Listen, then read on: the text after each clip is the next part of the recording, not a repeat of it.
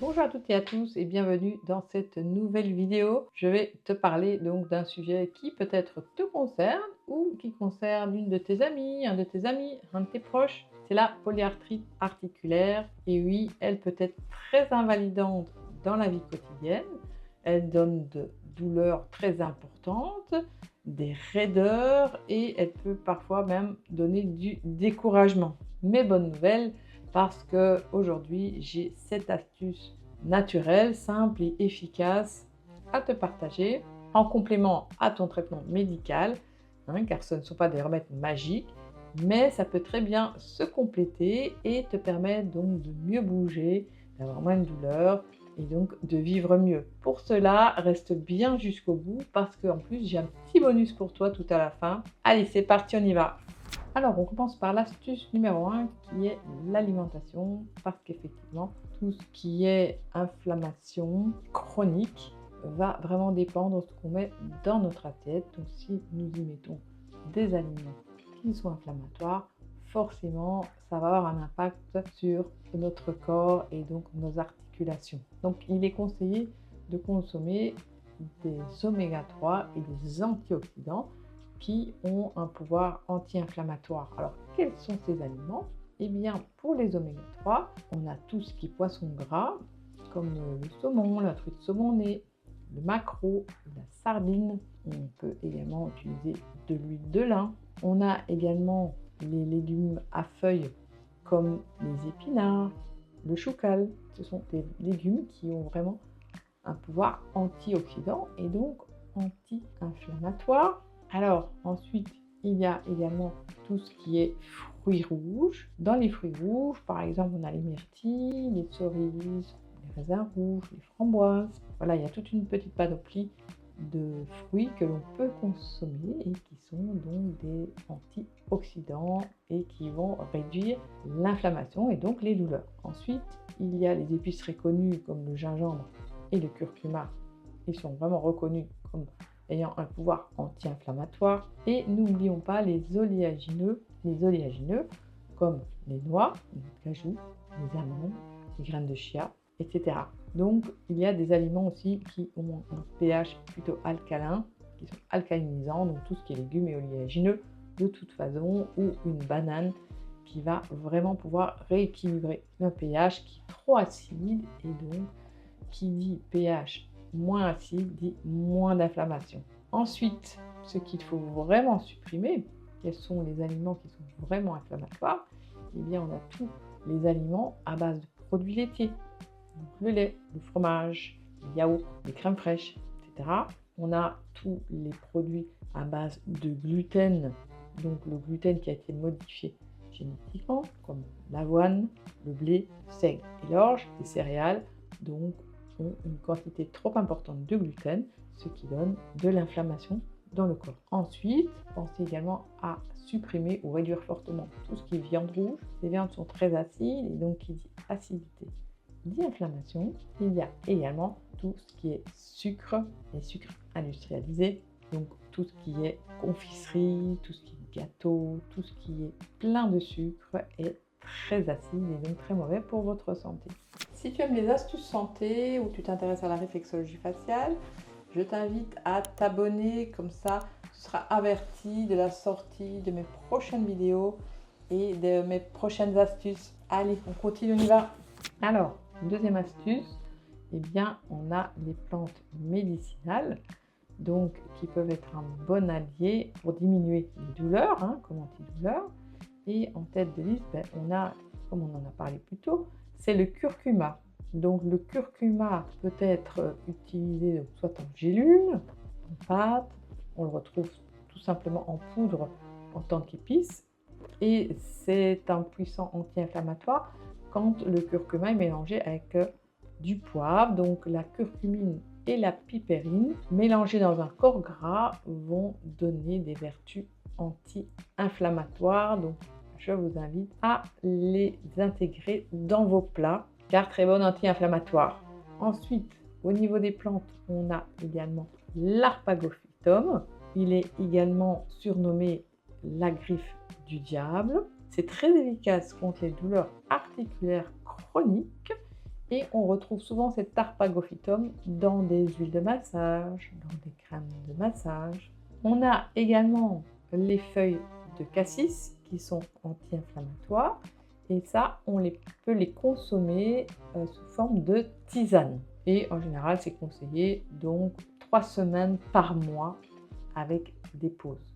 Pour terminer, dans les plantes, nous avons également les huiles essentielles. Et les plus connues qui sont anti-inflammatoires, c'est l'huile essentielle de Gaultérie et d'eucalyptus, donc citronné. Donc si vous voulez vous faire un petit mélange pour les massages, pour bien masser les articulations, donc vous devez impérativement mélanger ces huiles essentielles avec une huile de massage, comme par exemple l'huile d'amande douce, et vous y mettez quelques gouttes pour donc diluer dans votre huile de massage. Et ensuite, vous appliquez sur l'articulation. Alors, astuce numéro 3, l'astuce numéro 3, c'est est-ce qu'on applique du chaud ou du froid? Donc, comment savoir? Eh bien, effectivement, quand on est dans une phase qui est inflammatoire, on va mettre plutôt du froid. Donc, on va penser à appliquer un coussin froid, un jet de douche froide, de la glace, donc localement sur l'articulation. En cas de crise, on met maximum 15 minutes en application avec un tissu donc autour de la glace, autour de votre coussin froid. Ne pas appliquer donc directement sur la peau pour éviter donc des gelures. On applique le froid surtout en cas de gonflement, de rougeur, de chaleur, de douleur, etc. On va à ce moment-là appliquer le froid. Mais dans la partie qui n'est pas inflammatoire, quand on n'est pas en temps de crise, eh bien on peut appliquer à l'inverse le chaud, donc soit sous forme de coussin chaud, un bain chaud, une douche chaude, une bouillotte, donc peu importe, du moment que ça va chauffer les muscles, ça va les détendre, ça va enlever les raideurs et la douleur. Et en petit rituel le matin, je vous invite donc à vous étirer légèrement et à bouger un petit peu pour échauffer donc les muscles. On sait que ça leur fait du bien. Alors, quatrième astuce, c'est le mouvement. Je vous invite donc à faire des mouvements doux, mais tous les jours, donc quotidiennement, parce que ça va de 1, ça va lubrifier les articulations, donc vous aurez moins mal. Ensuite, ça va préserver donc votre mobilité, il y aura moins de raideur et donc moins de douleur également. Et quand on commence à bouger, on a surtout une meilleure humeur. Alors, quelles sont les activités que je vous recommande?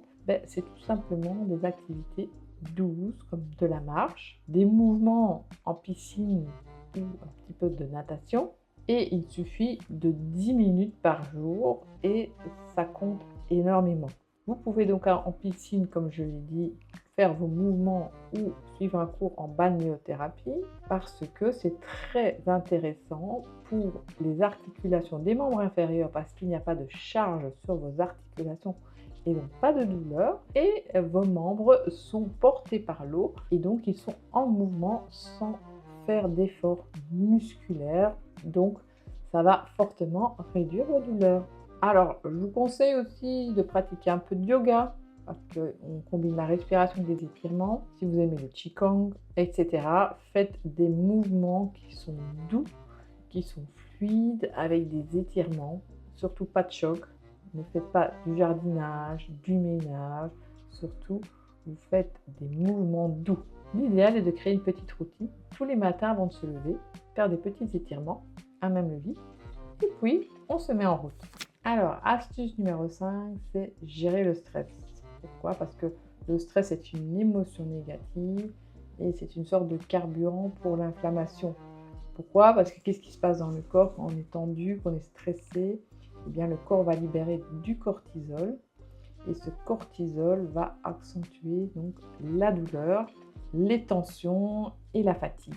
Alors, les outils simples pour calmer le système nerveux, eh bien, on peut faire de la respiration profonde. Donc, on peut inspirer profondément pendant 5 secondes, expirer profondément pendant 5 secondes et le faire pendant 3 à 5 minutes. Ça va calmer et ça va diminuer le stress. Après, il y a d'autres techniques comme de la méditation, de la sophrologie ou de la relaxation musculaire progressive.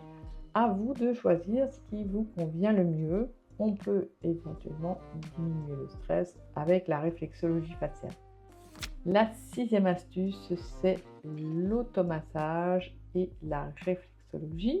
Alors, pour le massage, comme on en a parlé plus haut, vous prenez votre huile avec le mélange, l'huile essentielle de Rotary, l'huile essentielle d'eucalyptus citronné. Vous pouvez y rajouter l'huile essentielle de lavande officinale pour décontracturer les muscles.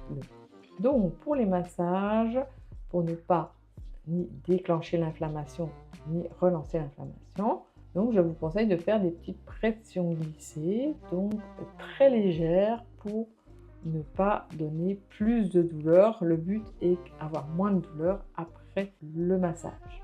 Ensuite, la réflexologie. Et oui, la réflexologie peut être très utile parce que on peut travailler à distance. Chaque zone du visage représente une zone du corps. Et si par exemple vous avez vos genoux ou vos chevilles qui sont très douloureux, eh bien on peut très bien ne pas y toucher pour ne pas faire mal, mais y travailler au niveau du visage. Et donc on va libérer des énergies qui vont se rééquilibrer et ensuite vous aurez moins de douleur dans vos jambes. 7e astuce, c'est l'exposition au soleil pour la prise de la vitamine D.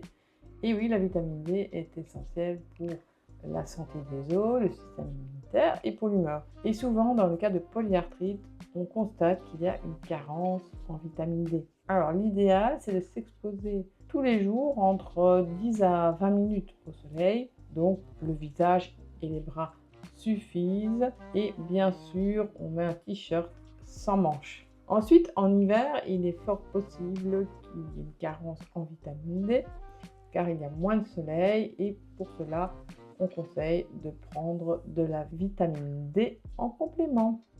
Alors, comme promis, j'ai un petit bonus pour vous. Eh bien, c'est tout simplement une petite routine. Donc, c'est-à-dire le matin, je vous invite à prendre 5 minutes pour faire des étirements, pour bien échauffer les muscles. Ensuite, prendre une douche bien chaude pour détendre les muscles et prendre un petit déjeuner, évidemment, anti-inflammatoire. On n'oublie pas ces fruits rouges. Ensuite, à midi, on prend une bonne dose de légumes. On peut manger ces légumes avec du poisson ou du tofu. Et on peut y rajouter un petit peu des épices de curcuma. L'après-midi, je conseille une marche douce et des étirements, voire du yoga. Et boire une petite tisane, soit de cassis ou une tisane de gingembre. Et pour terminer le soir, de masser les articulations qui font mal avec le mélange d'huile végétale et d'huile essentielle. Manger bien léger, dormir à heure fixe et surtout, si après les activités, il y a une douleur, une articulation qui est plus sensible, appliquez bien le froid sur cette articulation. Et voilà, en conclusion, tu connais donc mes 7 astuces pour la polyarthrite. Elles peuvent transformer ton quotidien si tu arrives à adopter tous ces petits gestes progressivement dans ta routine. La clé, ce n'est pas la perfection, même s'il y a une certaine irrégularité. Le but est petit à petit de rajouter des gestes dans les habitudes du quotidien, comme se masser, prendre une douche chaude, faire des étirements, faire une petite marche. Et tout ça va aider au fur et à mesure à diminuer un petit peu la douleur. Si tu souffres vraiment de douleur et tu souhaites te soulager, j'ai également une vidéo à te proposer. Donc c'est l'atelier spécial douleur. Il te suffit de cliquer ici pour voir la vidéo. Et je te dis à bientôt. Ciao, ciao.